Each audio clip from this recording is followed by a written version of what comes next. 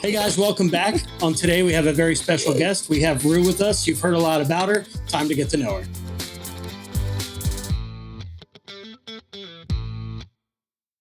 All right, guys, so we have Ru Breau with us today. Ew. One of my favorite people, sometimes. We've been friends for a lot of years. You've heard me mention her in so many different ways: mentor, role model, enemy, friend, all of it all wrapped up in one.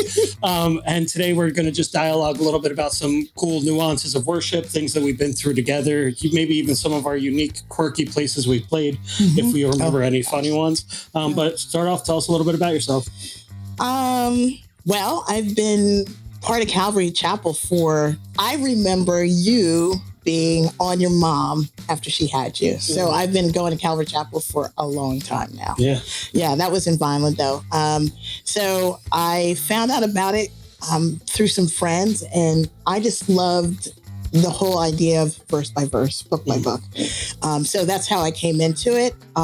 I was already a Christian. I had been a Christian for years, and I was just excited to be in a place where there was such an emphasis on the word. So as a musician, I was happy to kind of use my gifts to serve. And, you know, in addition to doing that, I'm a school counselor and I'm a therapist at night. I'm a mom of two, and I enjoy all things art. I enjoy all that kind of stuff. And I just think, like, you know, it's exciting to be able to lead people towards Jesus through the gifts that we have. Amen. Yeah. And this week, as you can tell from our uniforms, my sweat stains, and hers is hidden. We're in Vacation Bible School Week, which is just another fun example of opportunities to use worship effectively. Because although typically you and I are both in the sanctuary on Sunday with the adults, this week jumping up and down, screaming, singing and dancing and laughing with the kids on songs that we don't normally do on Sunday. So it's a totally different world and another unique opportunity. I was talking to somebody not that long ago, and I said, you know, when Ru and I started playing together the most, I was a mid-teenager at the time, and I had started piano lessons, of all things. And if you've followed along any of the musical ones, you know, I don't claim to play piano because I don't do it. I know a couple of chords. I've used a few of them at a few shows to make it look like I play piano, but I don't. And they're never good anyway. But we started because I wanted piano lessons. Ru was going to teach me piano lessons. And the first week was great. I started to learn some stuff. The second week, she was like, somebody practiced only a little bit. And I was like, how can you tell? And she's like, it's obvious. I was like, okay.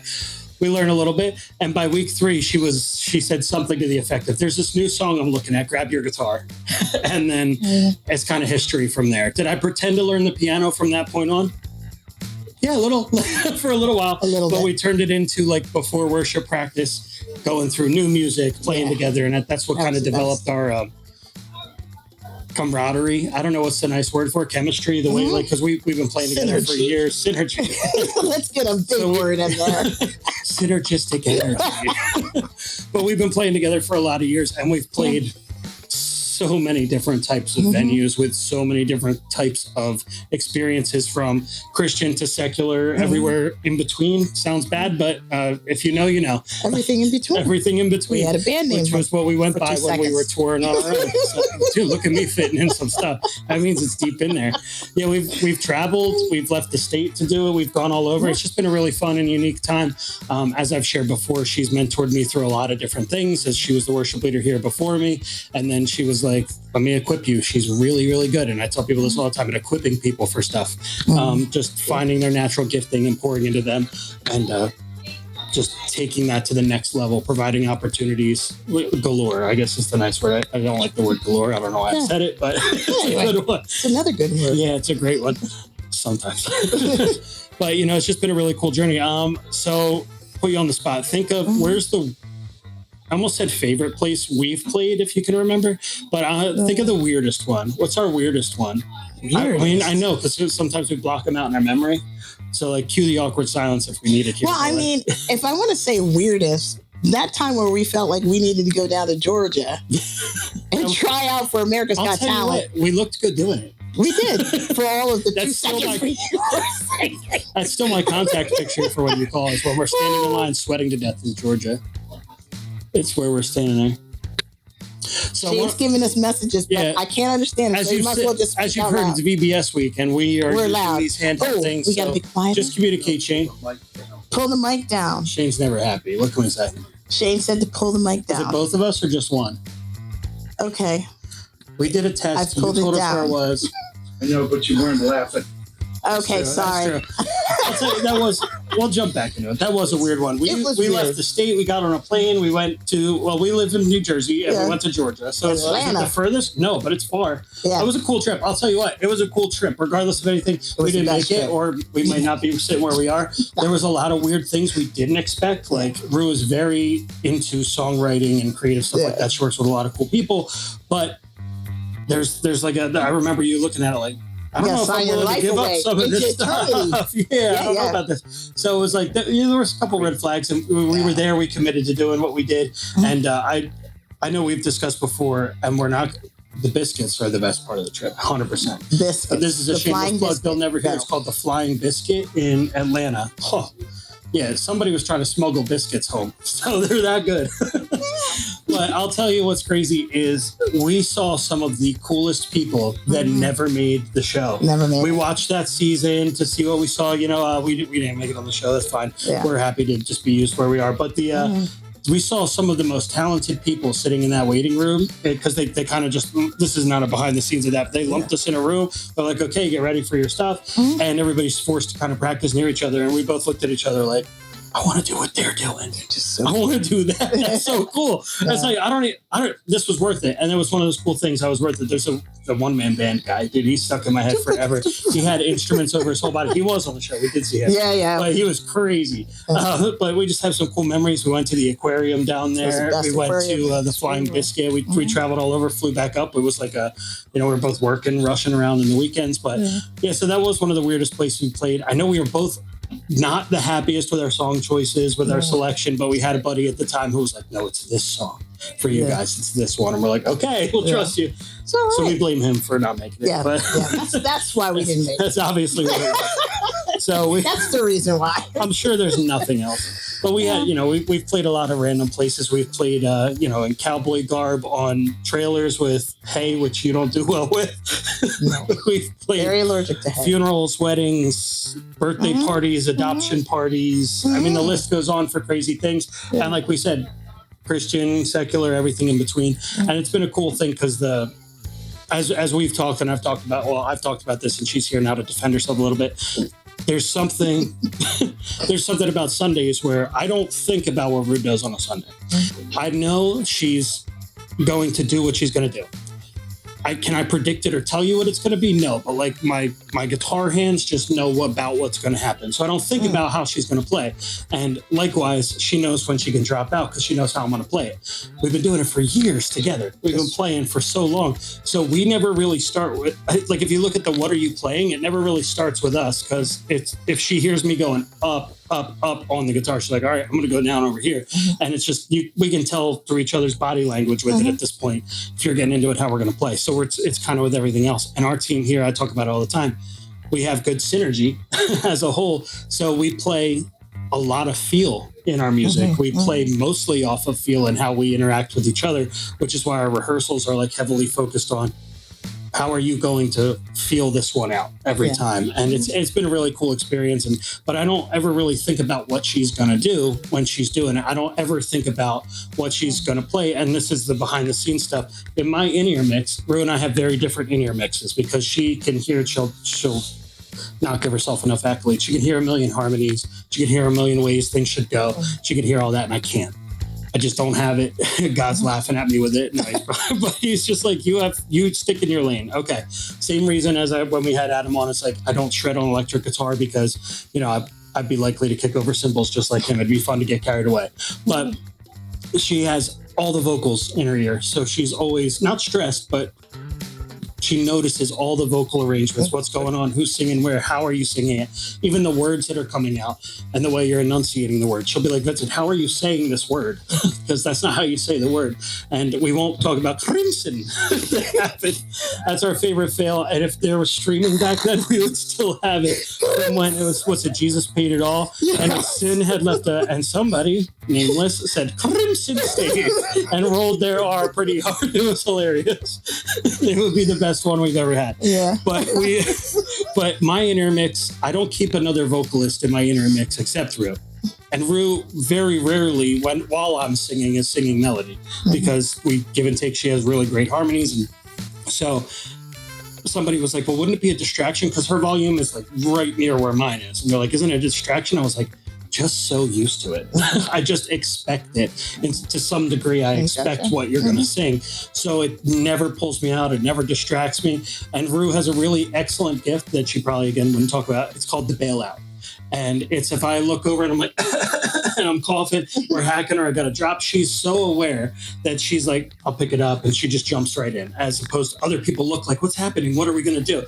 She's running towards the fire, not away from it. So it's really cool the way we've been going. And it's funny when we interact with other people or we'll have other people start songs, we look and we will say like, who's the bailout? Something like that. Like if it's this person, like if they miss their cue, do you want to do it or do you want me to do it or vice versa? Whatever we're going to do. And we go that way because she's just really good at it. And if I'm paying attention, I can do it, but she's always aware. So I usually default to her.